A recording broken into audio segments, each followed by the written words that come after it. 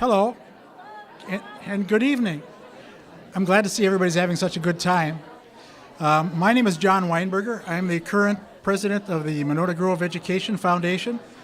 And on behalf of the board and myself, we wish you a very welcome time this evening.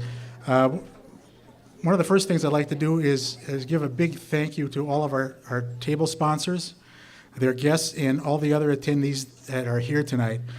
This evening is a little bit different than we've seen in some of the other years, this being our fourth attempt at this, in that we have an unusually large number of MG21 students here tonight, and I wish you would, any MG21 student, current or alum, please stand up so people can see where you all are.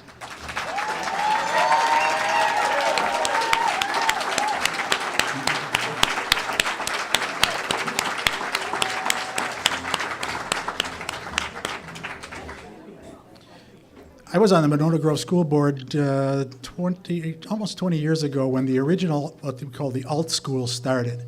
And I believe they had about 8 kids in there and 1 teacher, and they were at the old high school in a sewing room. What was the sewing room in the home economics department? That was their classroom.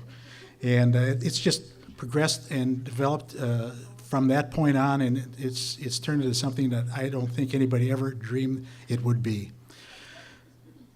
Now, I don't know how familiar you are with Monona Grove Education Foundation, but we're a 501c3, and our existence depends solely on the gifts, generous gifts and contributions from the individuals, groups, and businesses.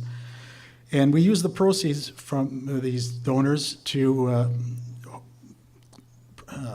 run a grants program that tries to get innovative proposals that show a promise of enriching the educational opportunities of students in the Monona Grove School District. We have also supported extracurricular and projects and assisted in the acquisition of educational materials and also facilities. The biggest and first project that we did was a facilities project, and that was, we financed the orchestra pit at the high school when that was being built 20 years ago. And done other things too, like at the school forest, we did some improvements there. I'm getting a sign here that I'm supposed to remind people that the silent auction cards that you have are on your tables. And if you need any assistance of that, you should go out and see Sydney in the entrance. And also, most importantly, is that the dessert auction closes at 7:15. So get your money in your envelope and get them turned in so you can have dessert. I'm going to mention a little bit about our grants winners that we've already heard from this evening. And I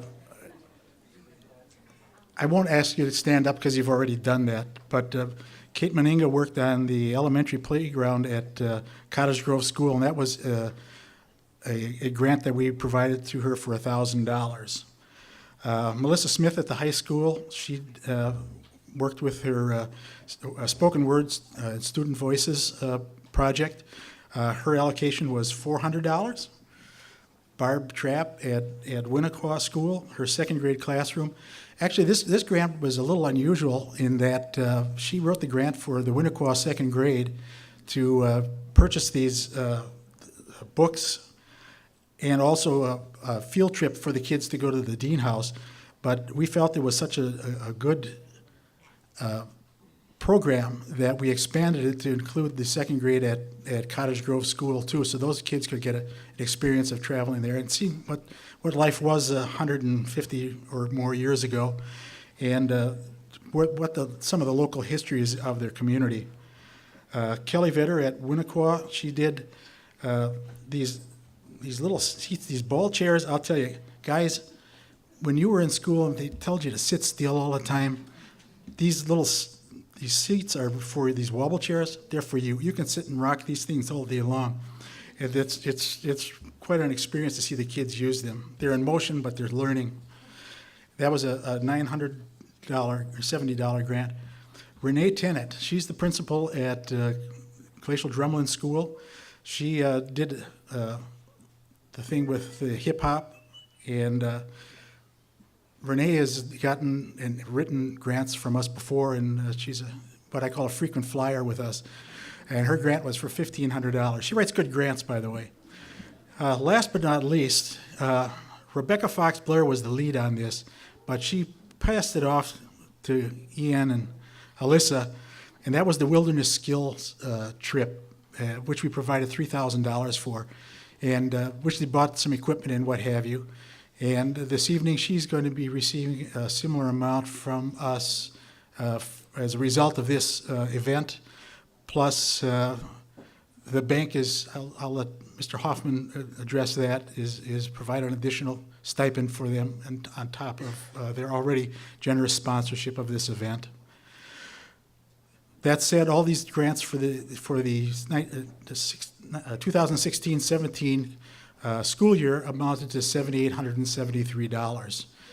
So that we would like to write more, but that's what came out to be. So I want you all to enjoy yourselves this evening, and at this time it is my honor to introduce Mr. Paul Hoffman, the president of the Monona State. It's not State Bank; it's Monona Bank. I should know that, and appreciate his very, very generous support.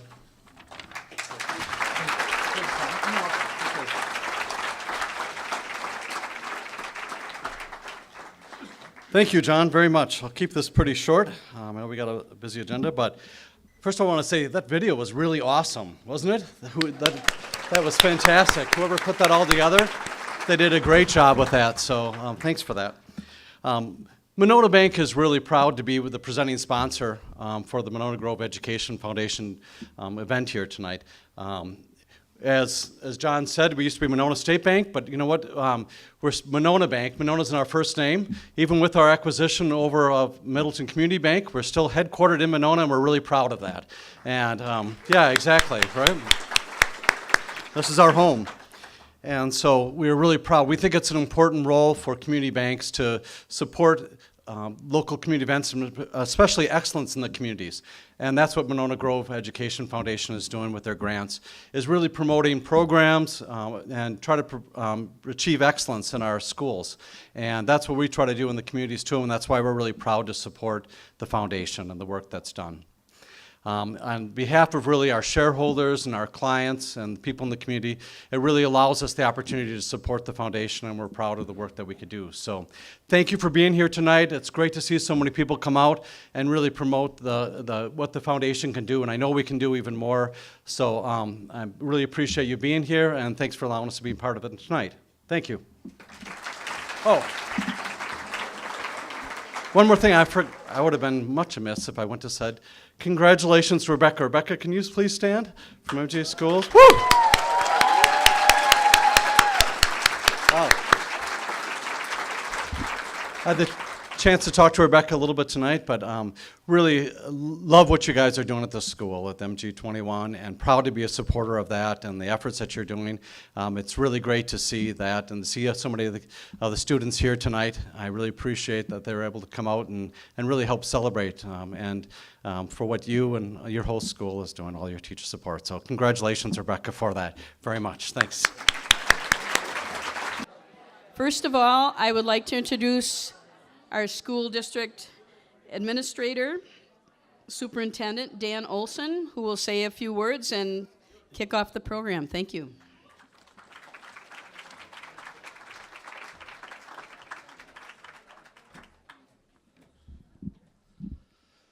Great, thank you, Mary. I'd like to begin with also some very sincere thank yous. First of all, to everyone that is here tonight at this tremendous event. I'd like to just say a few words about the foundation and the work that they do with our school district, for our school district, and most importantly for our students. You had an opportunity, and John Weinberger spoke a little bit about our grant recipients from this past year, but the foundation has been funding these innovation grants for many years. And the innovation grants are so important to the work that we do at the Monona Grove School District. First of all, we have a tremendously supportive community that supports our public schools, always have supported their public schools, most notably recently 2 years ago with an operational referendum. Despite that wonderful support, budgets still are quite tight, and so we really believe that in our school district budgets, we are able to fund things that are most essential for our schools and for our students.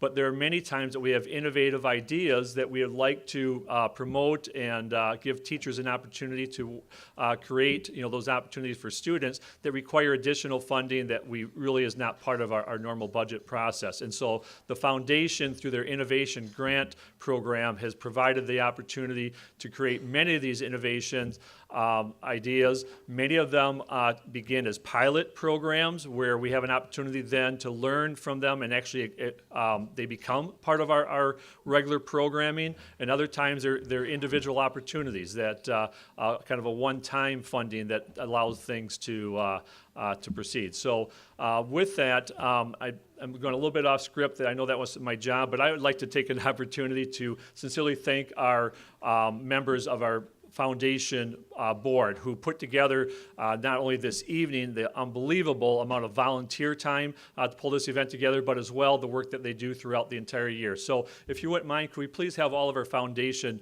board members please stand and be recognized.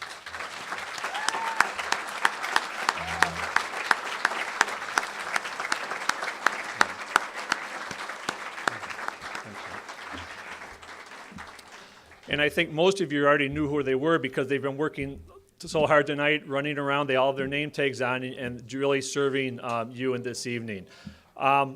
Secondly, the work that we do in supporting our students, I'd also like to recognize our Board of Education, who the majority of our members are here this evening, and also, besides the work that they do to support our schools, again, countless volunteer hours in that job, but also to their support of the foundation. And so many of those board members also volunteer to help with this event, as well as financial contributions to help with this foundation. So if our Board of Education could please stand and be recognized.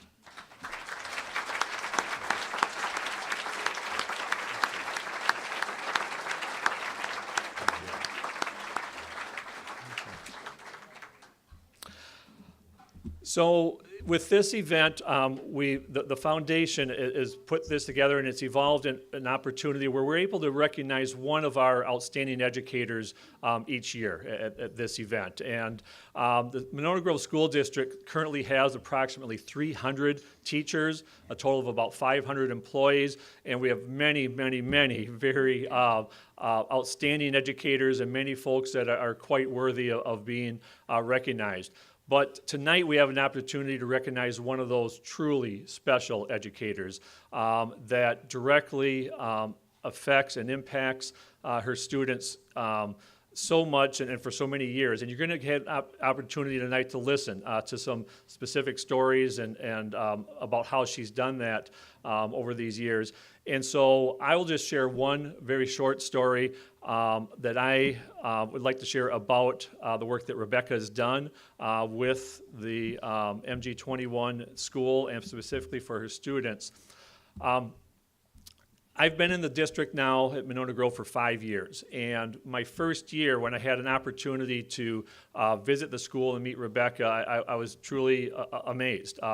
I was quite familiar with many charter schools that have existed around the state and some of the work that they've done, and there are many very excellent schools, but MG21 is truly unique. And I have an opportunity to really see firsthand because MG21 is located in the old Nichols School, which is connected to our district office. And so it's right down the hall, from my office. And when I look and we talk about innovation, the work that Rebecca and her staff and the rest of the staff do truly defines what innovation is all about. And I think what you're going to hear tonight as well is I think the work of our teachers is really defined through the successes of their students. And the fact that we have so many MG21 current and students and grads here tonight, I think speaks volumes for the work that Rebecca has done. And one of the things that I would like to share that of all the events that I get to attend, all the school functions and so on, and there are so many fabulous things about the Monona Grove School District, I can honestly say that the event that is one of my most favorites, if not the most favorite, is the graduation each year of MG21. And it's truly inspirational to hear the stories of our students, and then to know that the work that they've done and their accomplishments have been, so directly, related, or because of the work that Rebecca has done. And I know that you'll hear her say, about it's just an opportunity, a facility, and giving students an opportunity, to reach potential, fulfill their dreams, but she is one that truly does it in practice every day. So with that, I'd like to introduce our first guest speaker that's going to speak a little bit to some of the work of Rebecca. And our first speaker is Tom Howe, and Tom is a retired teacher from Monona Grove School District, but lifelong educator. And I've gotten to know him actually through the work that he has done with the Dane County New Teacher Project, and again, a tremendous educator in his own right. So with that, I'd like to introduce Tom Howe.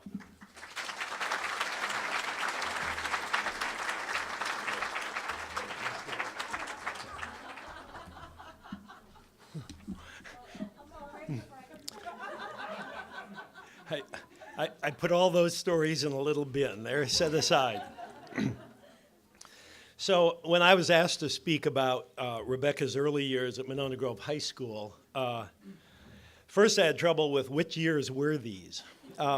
So I'm a historian, so I did a little research, and it seemed like a moment ago, right, Rebecca? I mean, like, wow, a moment. And I figured out the problem was this, right? So here we are in the 1993 yearbook, right next to each other. Isn't that great? And do those things scream 90s or what?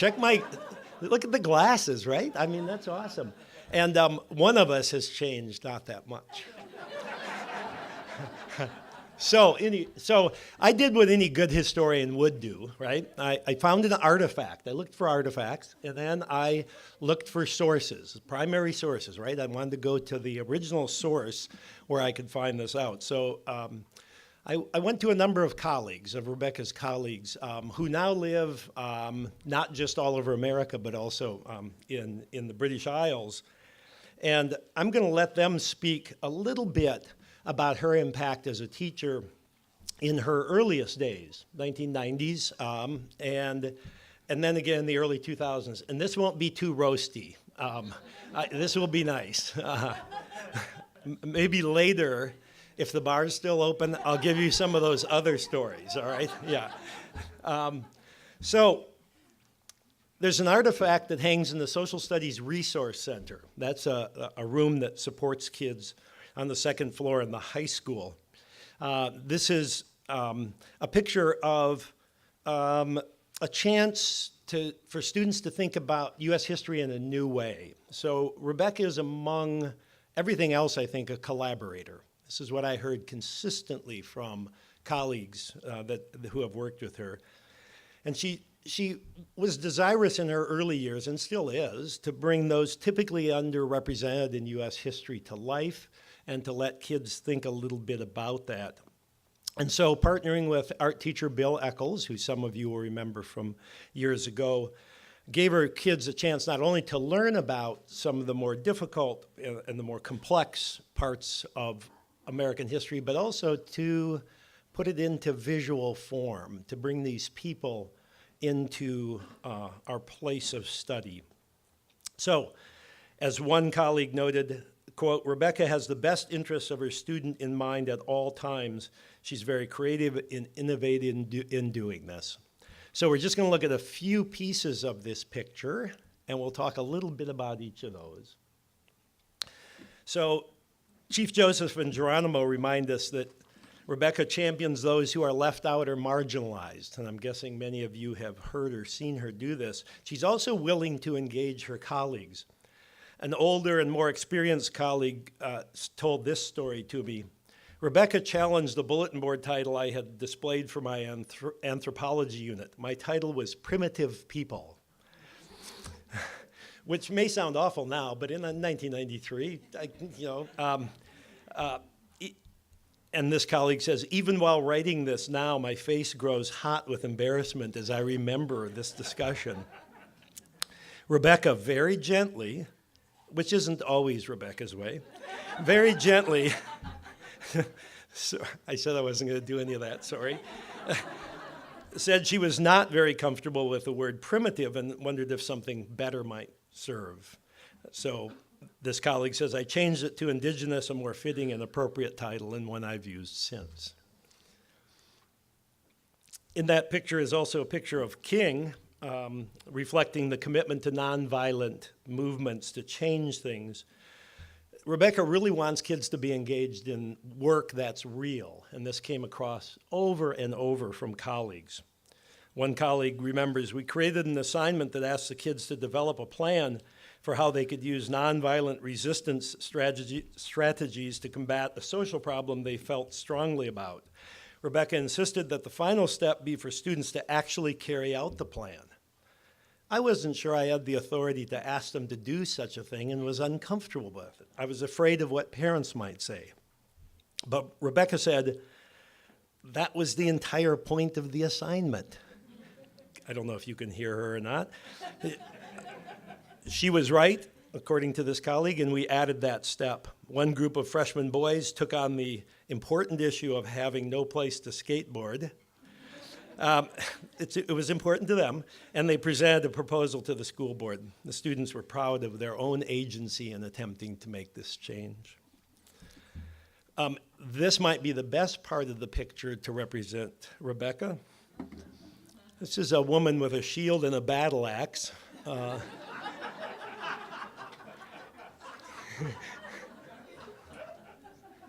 And I'm sort of looking at Dave and Davey right now, but anyway. So this is Lady Liberty fighting for justice, right? And going forward, both protecting and fighting for justice and what matters. So I think this really captures her energy and something many of us have had the chance to witness and be involved with. Says one colleague, I do very much remember her presence. She had a great confidence about her, along with a quick wit and that matched the speed of her movement and the speed of her speech. And I don't know if you've ever had a conversation with her, but there's a lot going on there, and it's not often much of you. Okay, there's another one. Most of this is ad-libbed. I did not write this stuff down. So, and seriously, no matter who I talked with, and many of you I think would agree, Rebecca was and is passionate about learning. Several colleagues used the word intense, and they did not use it in the way we sometimes think about that word as a negative one. One remembered that, for example, when controversial topic surfaces in the classroom, Rebecca grasps the educational moment rather than taking the easy route of moving on and avoiding the difficulty. So what's most important for me, at least, is what we see in this last photo that I just took last week in the Social Studies Resource Center. Rebecca's legacy for educating, for inclusion, for justice, for student voice continues to go on. In thinking about this photo, I realized that the young woman in this painting wasn't born when other MG students painted this picture.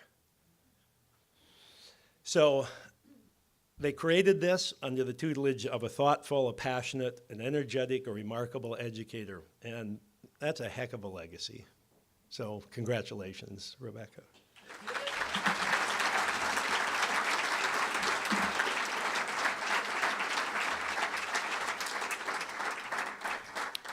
So speaking of skilled and feisty educators, it's my pleasure to hand the podium over to Denise Peterson, who's a longtime social studies teacher and a driving force in creating the alternative charter school from the very beginning. Many of you know that she's spent many hours of service as a board member and as an ever staunch advocate for alternative education.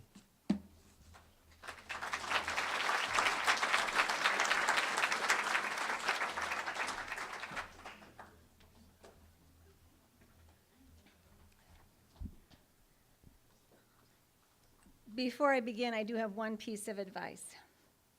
Never agree to speak after Tom Howe. It's the second time it's happened. But as Tom said, I taught at the main high school and initiated the original charter school with some help and friends 20 years ago. The Monona Grove Alternative School, more commonly known as MGAS, 9 students, 1 teacher, as I think John Weidenberger mentioned, in 1 classroom in the old building. At that time, I didn't know Rebecca. She was teaching in Oregon, but she returned to Monona Grove, and I immediately learned that we had a lot in common, a real similar philosophy about education. And so very soon she became my co-advisor for the Gay Straight Alliance and a member of the MGAS board. And as a member of that board, Rebecca learned firsthand that many of our MGAS students faced significant challenges, and that working with them, it's easy for things to go off the rails. She also experienced some of our struggles when district office employees didn't fully understand charter schools. I am really happy to say that's no longer an issue. The district staff is so supportive, and we so appreciate that. But at the time, Rebecca understood that working at MGAS could only be described as a stressful experience. Despite whatever difficulties we faced, the school grew and eventually moved out of the main high school with 2 teachers serving 25 students in the back of some rented office space. Some of you may remember one of those 2 teachers, Bill McDonald. Now, Bill taught English at the high school for a number of years before moving to MGAS, and like me, he was involved from the very beginning. He and I were very good friends, I want you to understand that, and students adored him. But you'd have to say that Bill was a unique personality. So if you didn't know Bill, I know there's going to be like a slideshow later, and hopefully there'll be pictures. But when you see the pictures, you'll know it's Bill when you see the scrawny white guy with the big afro, the big beard, the sad, tired-looking, the kids are nodding, the sad, tired-looking flannel shirt. Although, I have to give him credit, he always dressed up for graduation. You could count on the Hawaiian shirt for graduation. So I do remember once talking to a prospective parent, and they were a little anxious about their kid going to school, but they met Rebecca, and she wowed them, and it was, But she came up to me later and said, the one thing I'm really worried about is that old weird homeless man who keeps hanging around outside. Yeah, that was Bill. And he was an exceptional teacher, but an unconventional individual. So when our other teacher announced that she was moving on, I freaked out. Where are you going to find somebody good, somebody who can work with, you guys know it, a difficult student population, and Bill McDonald? Happily, I soon learned, right after I found out about the opening at MGAS, that Rebecca wanted the job. Wow! But she was worried. She was concerned that it was inappropriate because she was a member of the board. And I said, I don't give a whether or not, who cares? We have the chance to hire an experienced teacher who everyone knows is a creative and innovative curriculum writer, who is deeply passionate in her commitment to students, who is patient in times and places when, oh my God. And she could work with Bill, and she knew exactly what she was getting herself into, and she wanted to do it. Everybody on the MGAS board knew that we were lucky and was grateful. Working together, Bill and Rebecca nurtured that school. And in 2010, an opportunity presented itself. We'd already been talking about things that we wanted to change.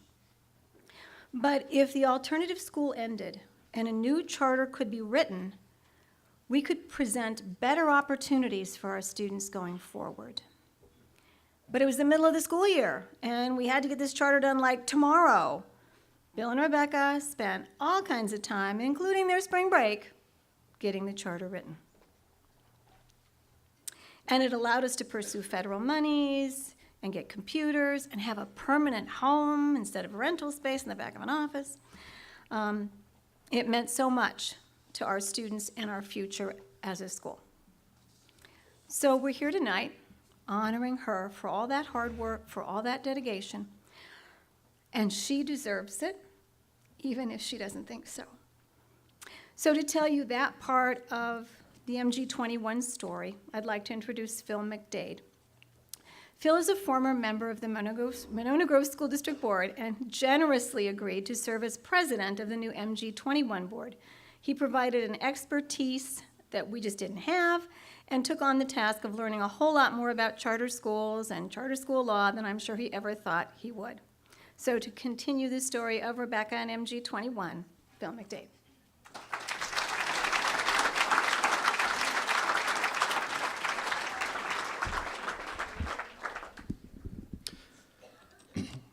The roast shall now commence.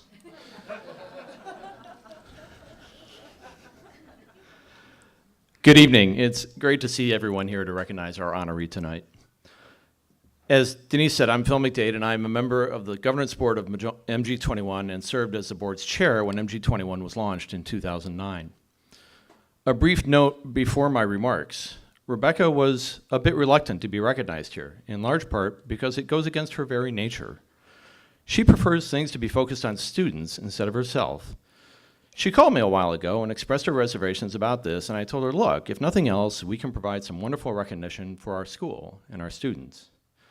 She agreed, but has since reiterated her very strong preference that this evening focus on MG21 and not her. So I plan to spend the next few minutes willfully ignoring her advice. And since I serve on the governance board of MG21 and she technically kind of, sort of, partially reports to me, there is little she can do about it. I first met Rebecca about a decade and a half ago while serving on the Monona Grove School Board. She and her partner in crime, Bill McDonald, would appear before the school board to talk about something called MGAS, the Monona Grove Alternative School. And it was my observation that Rebecca, who did most of the talking during these presentations, was somewhat different than most folks who appeared before the board. She loved what she was doing and thanked us for our support of the program. She talked almost exclusively about her students and how the MGAS staff loved trying new and different things to reach them.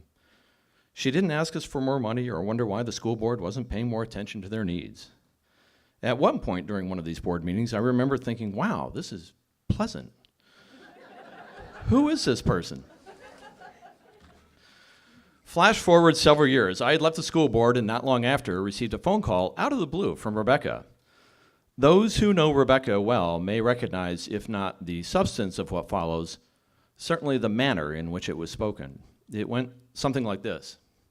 Hey Phil, it's Rebecca Fox Blair. Remember me? I wanted to tell you about this really cool thing. DPI's got all this federal grant money to hand out to charter schools, and there are some people at DPI who think we'd be a great candidate for receiving one of these grants, and McDee and I think this could really change the direction of the school because we could overhaul our curriculum and maybe expand the school and really make it much better for our students. But to do this, we need to figure out a way to apply for one of these grants, and it's a competitive grant process, and one of the things we have to do is create a real charter school with a real governance board and someone to lead that governance board, and I thought of you. What do you think?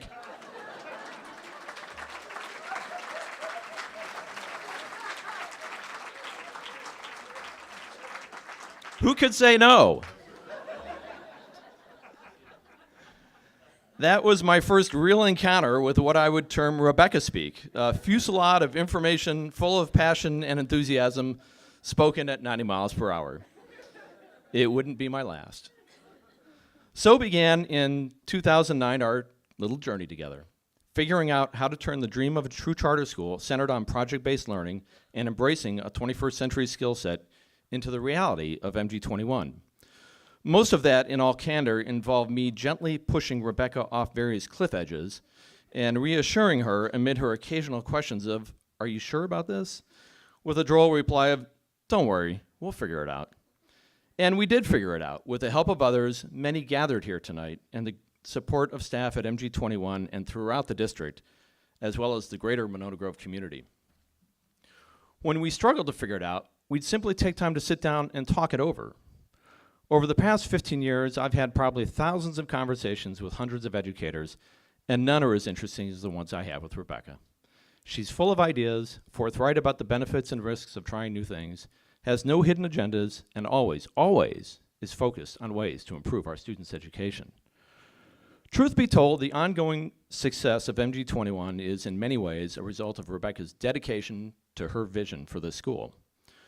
When she talks about the potential of the school, she does so with such passion, with such commitment, with such velocity, that it becomes nearly impossible not to embrace her vision for MG21. One administrator, confiding to me not long after meeting with Rebecca about MG21, simply said, I just can't say no to her. Another school administrator, retired from our district, confessed to me, you know what, I love her enthusiasm, but she sometimes comes off as a little, crazy? Kinda, yeah. Well, sure, but once you get to know her. All kidding aside, and I'm biased of course, it's hard for me to imagine a more worthy honoree. She's a tireless advocate for students and student-centered learning. Spend a few minutes at our school's graduation in the spring, and you won't have to take my word for it. Our students, time and again, speak from the heart about the difference she has made in their lives. So, sorry FB, I had to spend a few minutes up here bragging about you. Hope you don't mind. Now to let me introduce someone who knows firsthand how our students at MG21 use the world outside our walls as their laboratory for learning and reaching out to serve our community. Please welcome Tony Streckert, Information Services Director for the best library in the entire state of Wisconsin, the Monona Community Library.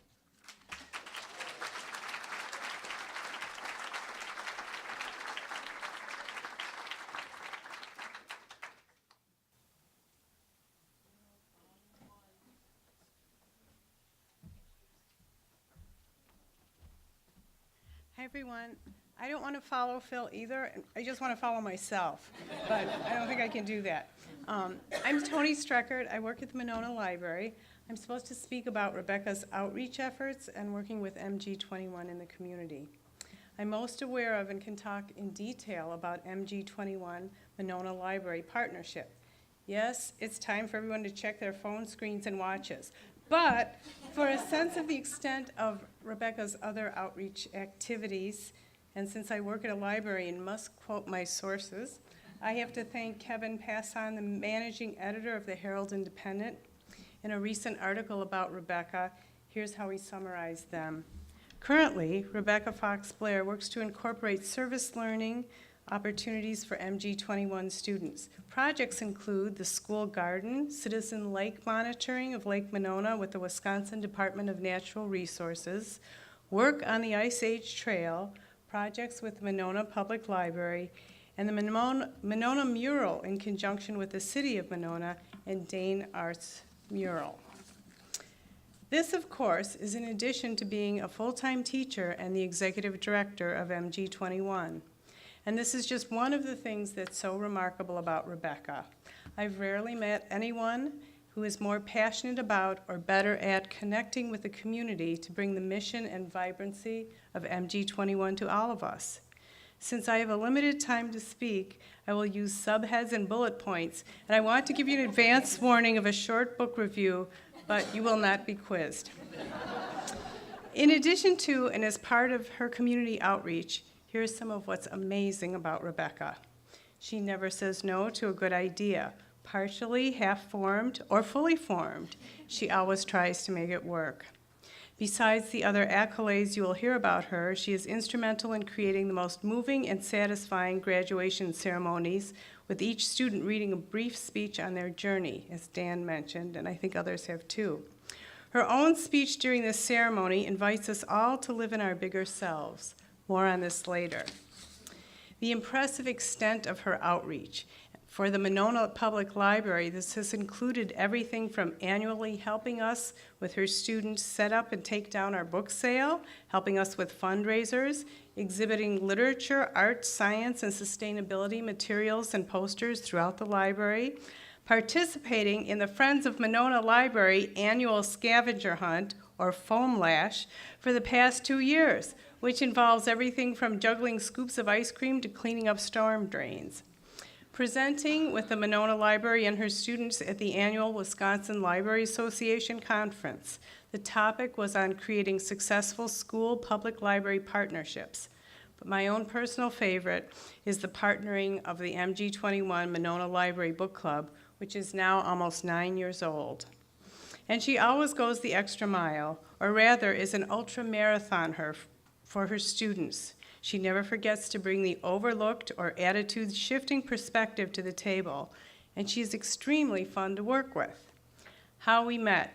I first met Rebecca almost 10 years ago when she came in with one of her students to see if we could set up a library volunteer opportunity.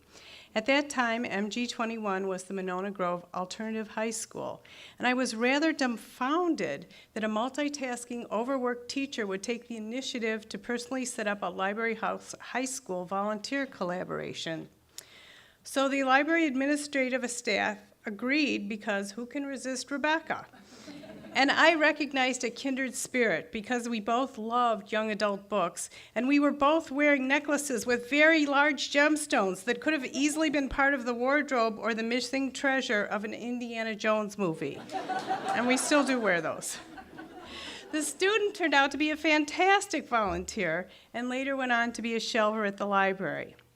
Right around the same time, the American Library Association offered a very competitive grant for the Great Stories Initiative, which was funded by Oprah's Angels. The objective was to establish partnerships between libraries and a variety of non-traditional organizations serving teens. The goal was to facilitate literacy and book discussions, with the teens getting copies of the selected books to keep. We had to provide one program per book. There were 3 books scheduled per school year, and we had to provide documentation and reporting on the process. We were awarded the grant and were one of only 2 libraries in Wisconsin to get it.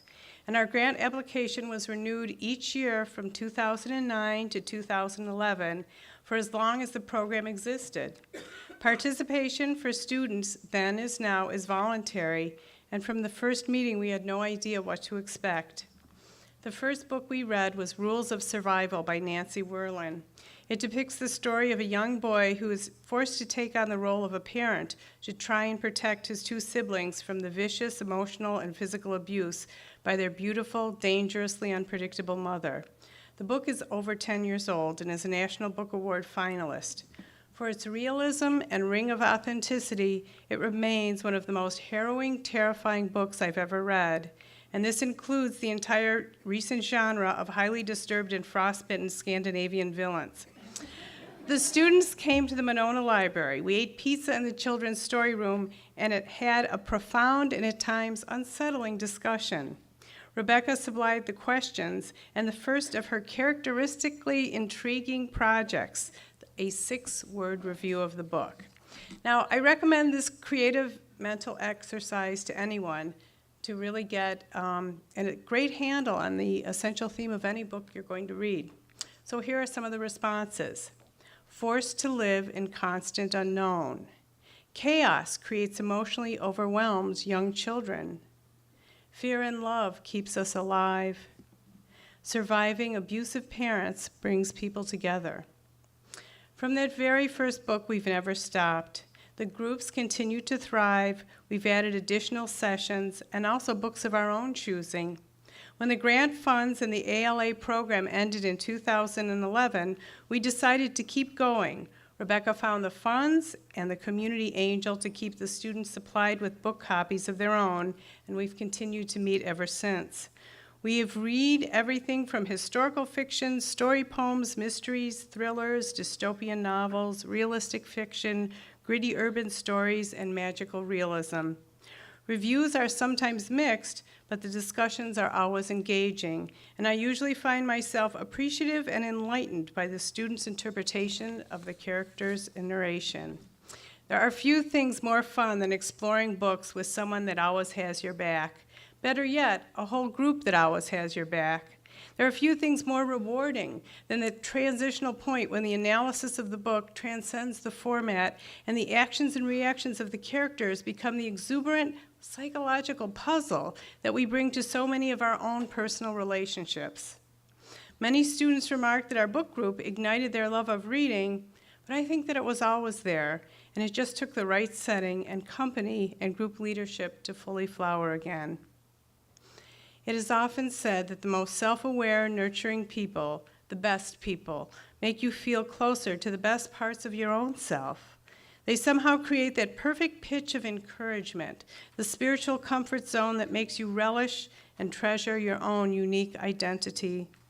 This association with them, with their zestful, ongoing affirmation, fosters your own curiosity, motivation, compassion, and ultimately your self-acceptance. And their influence is profound, yet often quiet. You are never really aware it's happening, except all of a sudden the air seems clearer, the view is better, the ceilings are higher, and you discover that this is what the geography of living in your better self involves. And then you realize your tour guide, navigator, supply manager, chakra coordinator, and terrain coach is Rebecca Fox Blair. Working with her, knowing her, being coached and taught by her in almost any capacity is an invitation to live in your bigger self. And she does this for her students, her coworkers, and her community. It's a great honor to put my feet into my better self shoes and get up here and talk about how deserving Rebecca is of this tribute, and how with her commitment to excellence and compassion, she has paid it forward and made our schools, our community, and of course, our public library a better place. Thank you, Rebecca. And now,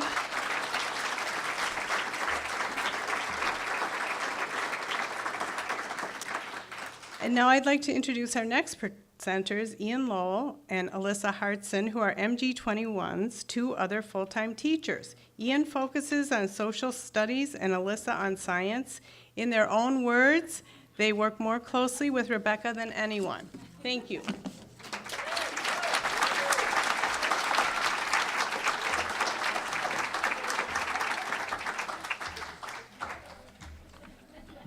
Hey, buddy.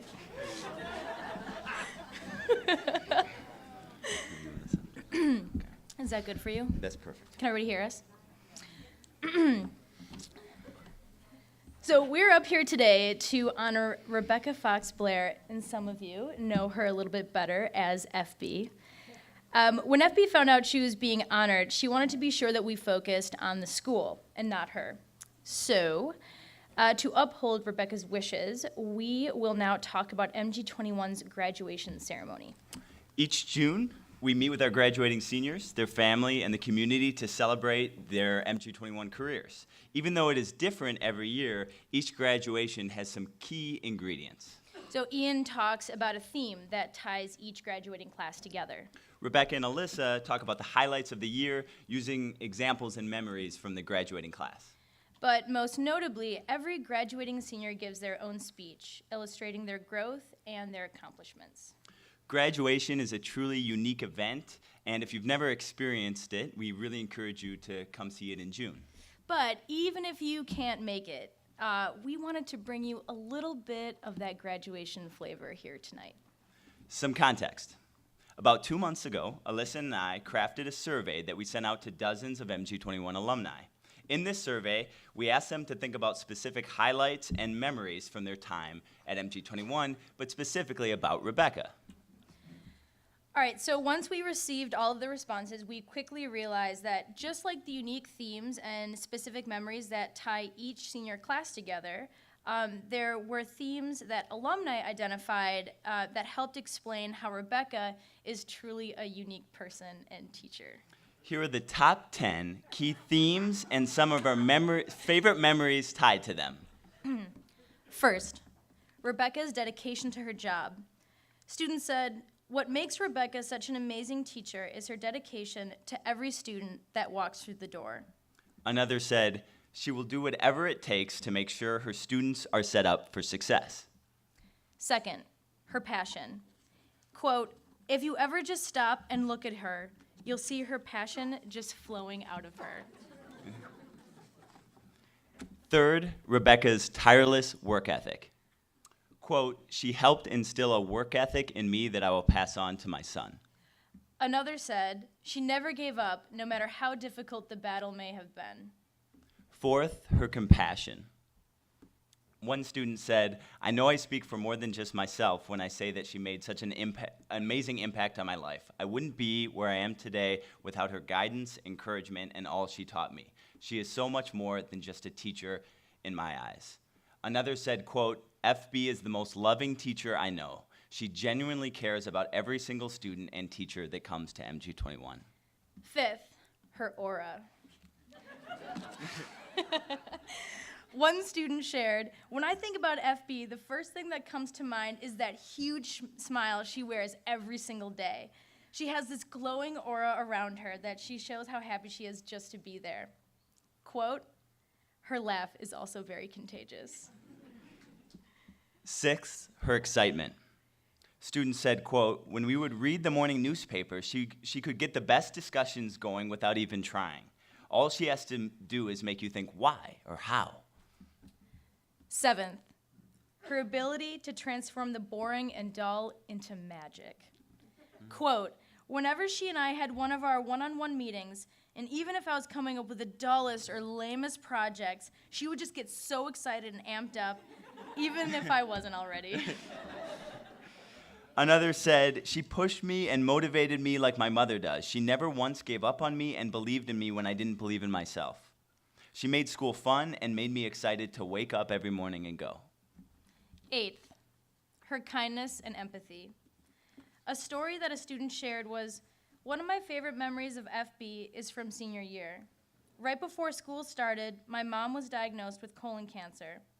Throughout the year, she had to have multiple surgeries, one of which also happened to fall during Cancer Awareness Week. Staff and students were able to purchase colored ribbons to support the different types of cancer. FB rounded up enough blue ribbons representing colon cancer for every student at school to wear on the day of my mom's surgery. I remember going into school that afternoon and seeing everyone wearing the ribbons to support my mom. Words can't describe how much this gesture meant to my family and to me during this stressful time." So now you can see how significantly students have been impacted by Rebecca through the memories they've shared. As her colleagues and friends, we've also learned so much from her and rely on her leadership in making MG21 what it is. So ninth, I've learned that she will do whatever it takes to take care of the school, no matter how much blood is involved.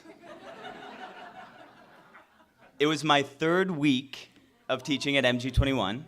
We were playing flag football as an entire school. I love sports, so of course I'm gonna play. Unfortunately, the soccer goalposts were ominously, vocab word alert, positioned in one of the end zones. Just minutes into the game, my skull crashed into the metal post when I was sprinting for an interception. My eyes were locked to the sky rather than at the immovable object in front of me. Next, blood poured out. Rebecca admitted first aid on my head wound. She quickly realized, however, that this was an emergency room situation. At the time, Rebecca and I were the only teachers at MG21, and I was worried about what would happen if she were left to teach our entire student population alone. As I sat in the hallway, a bit dazed, I remember Rebecca easing those concerns by saying simply, "Don't worry, I'll make it work." And that's exactly what happened. As I was getting my head stapled, Rebecca was back at school, alone with a school of teenagers, making it work. In the years since then, I've realized that this is exactly what Rebecca will always do. No matter what challenges we face, she makes sure we just make it work. She will do whatever it takes to take care of her colleagues, her students, and this school. It continues to be an honor to work alongside you, Rebecca. 10th,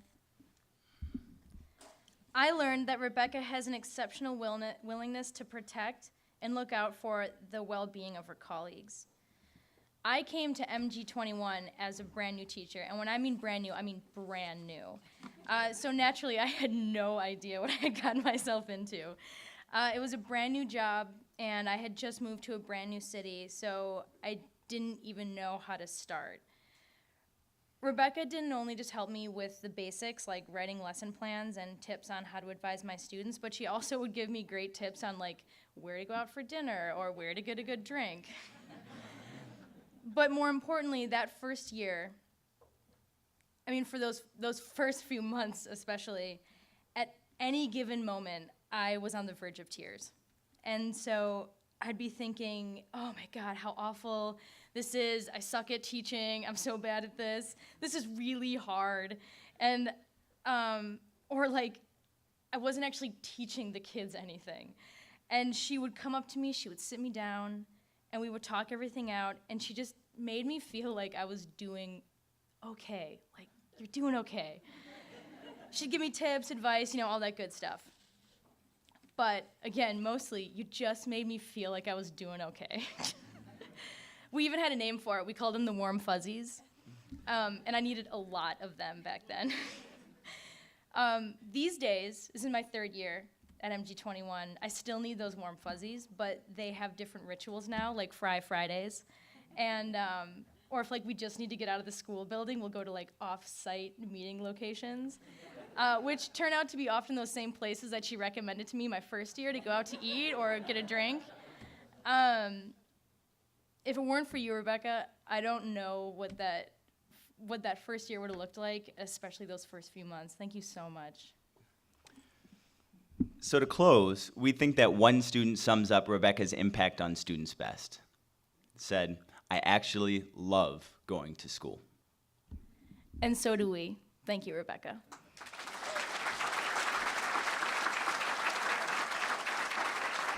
Oh, wait.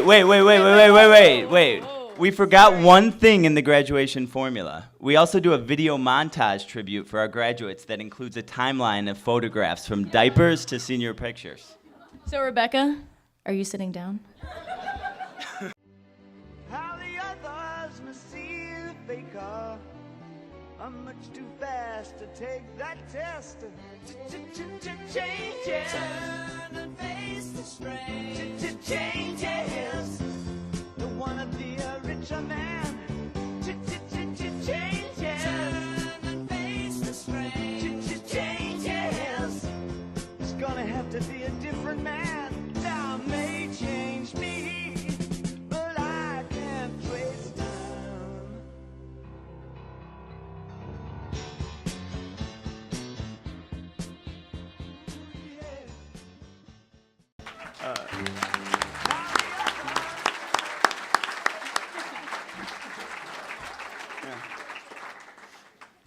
So for our last speaker today, I have the honor to introduce someone who graduated from MG21 with the longest tenure, starting as a freshman, the very first year that we accepted freshmen, Matt Selge.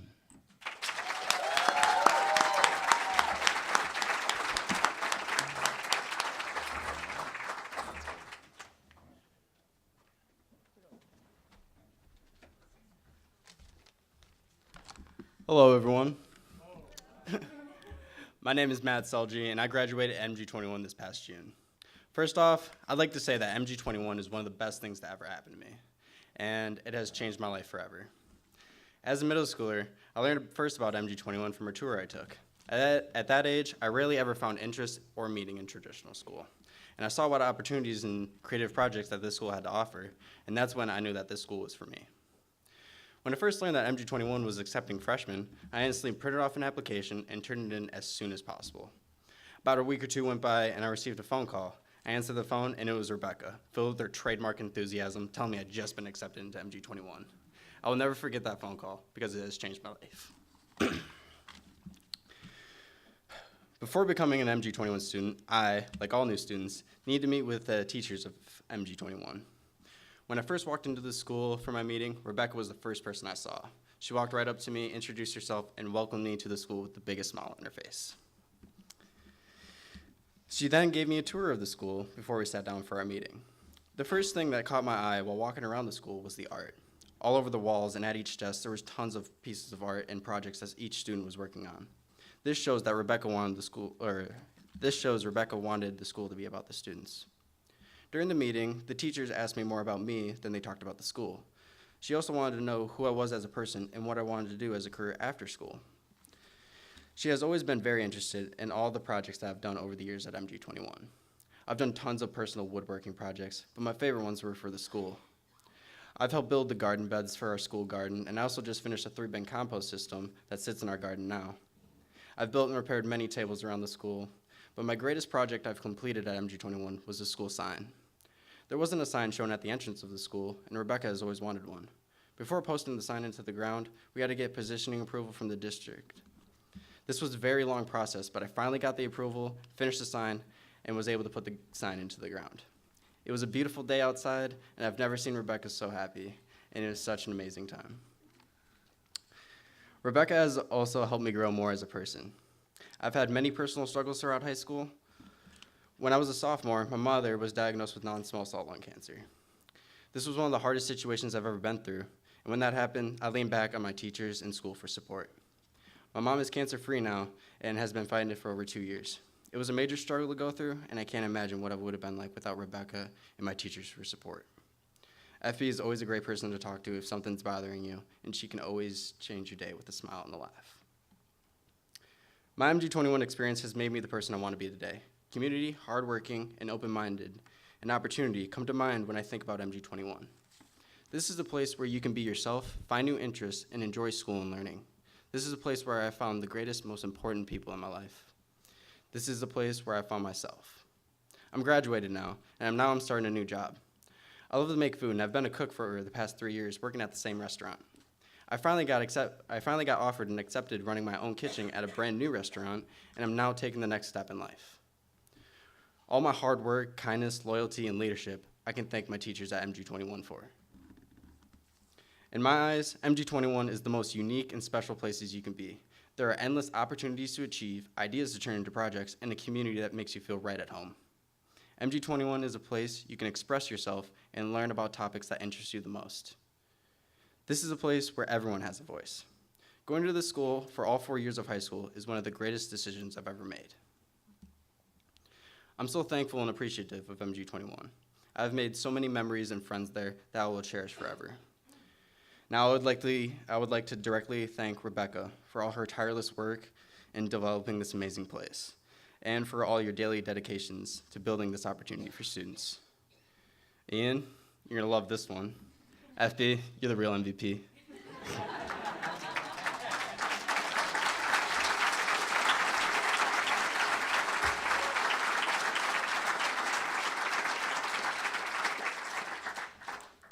So now, I have the honor to introduce MG21's co-founder and executive director, Rebecca Fox Blair.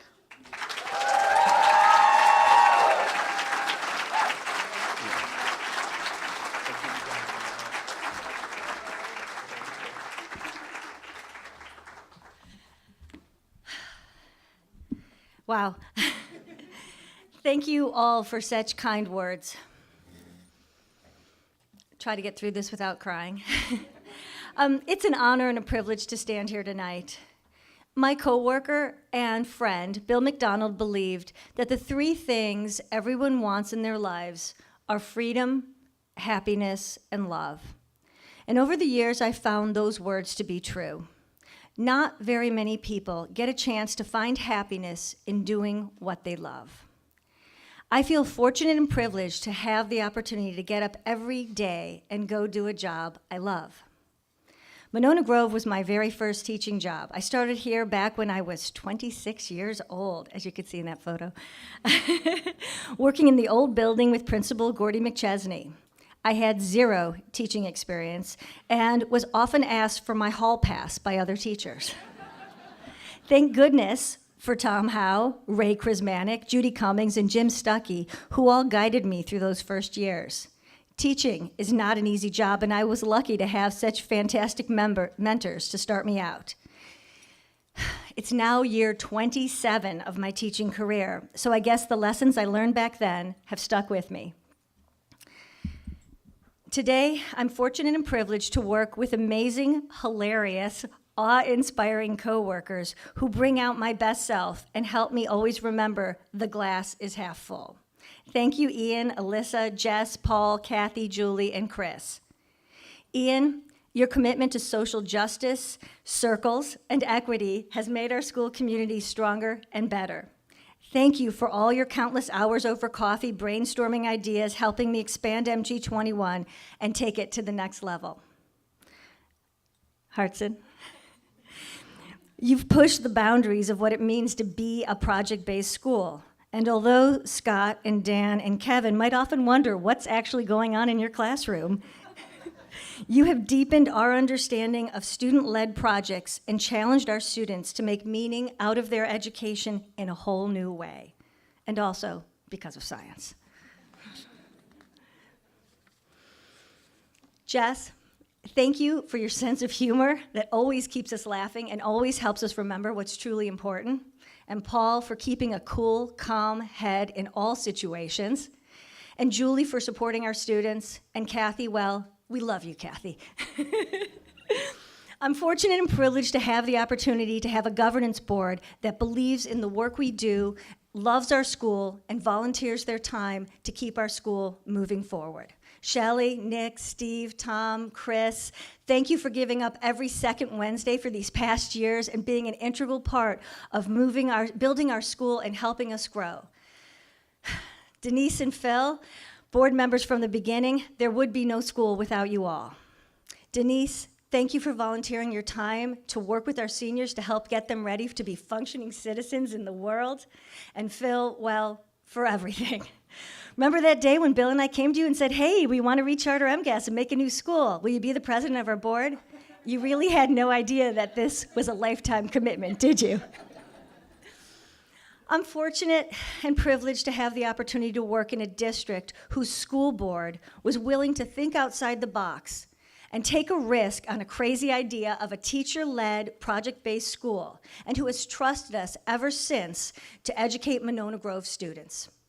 Thank you for always coming to our open houses, graduations, and all other events that we put on.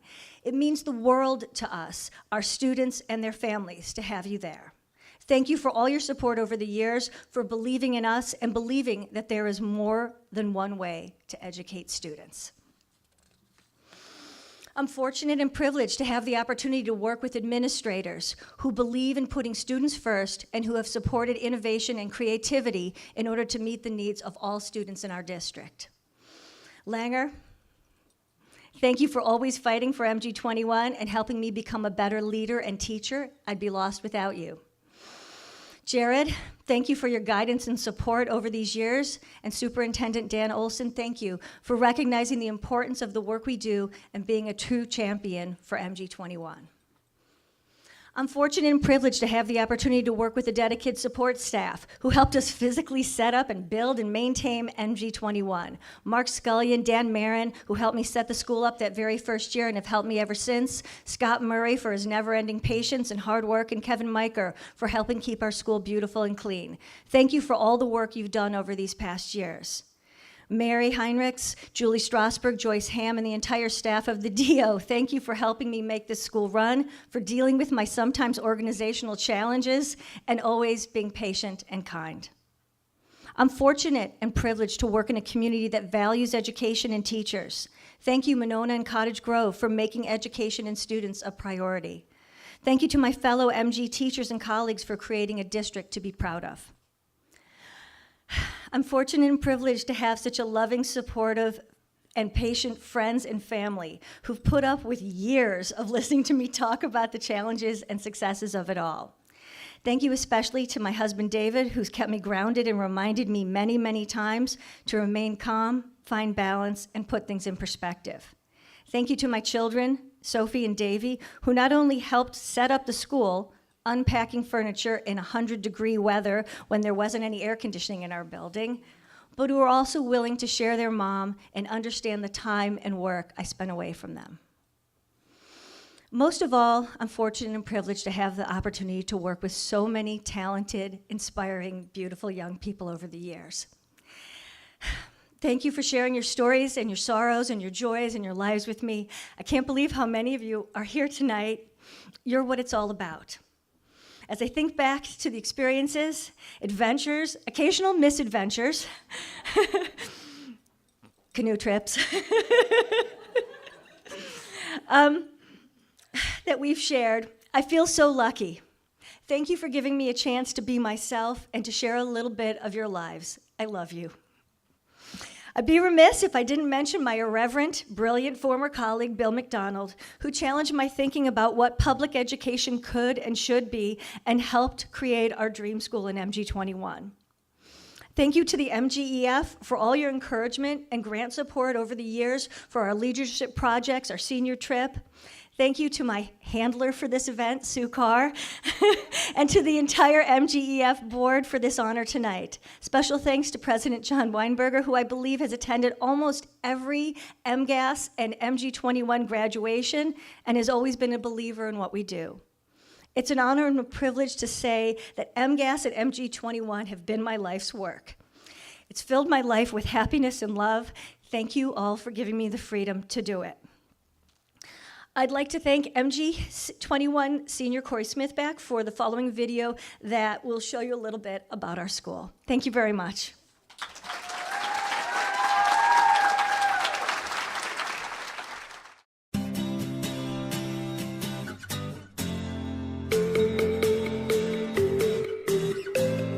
Under the tree where the grass don't grow,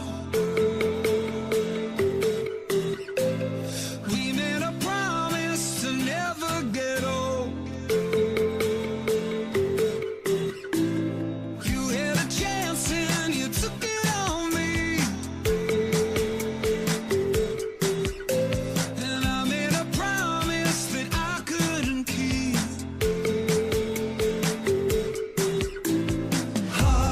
Heartbreak all over town, but something flipped like a switch when you came around, and I'm in pieces. Pick me up and put me together.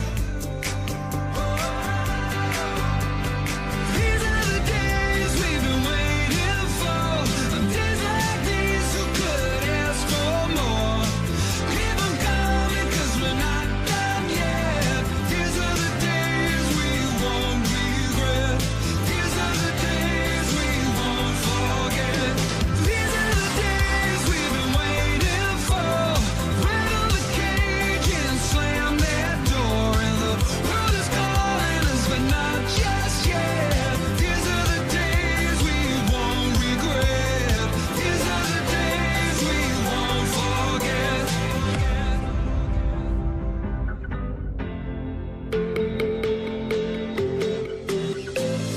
Out on the midnight, the wild ones howl. The last of the lost boys have thrown in the towel. We used to believe we were stars aligned. You made a wish and I fell out of time. Flew, cut through all over town. You made me bleed when I look up and you're not around, but I'm in pieces. Pick me up and put me together. These are the days we've been waiting for. Days like these, who could ask for more? Keep 'em coming, 'cause we're not done yet. These are the days we won't regret. These are the days we won't forget. These are the days we've been waiting for. Neither of us knows what's in store. You just roll your window down and place your bets. These are the days we won't regret. These are the days we'll never forget. And these are the days.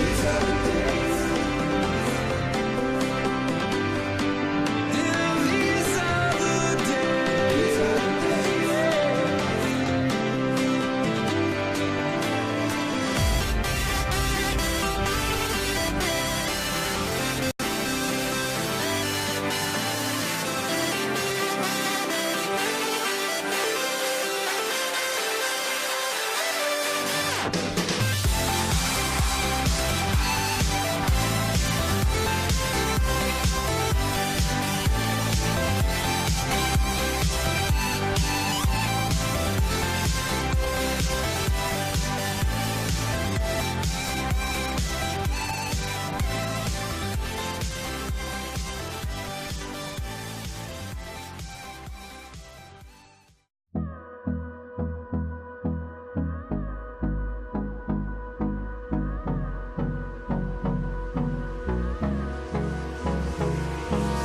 Hold me close till I get up. Time is barely on our side.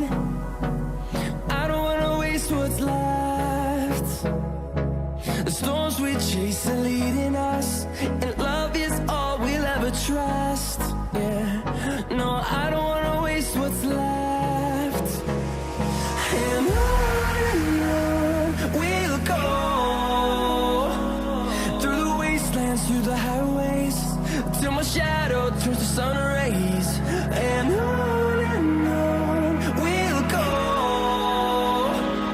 through the wastelands, through the highways, and on we'll go.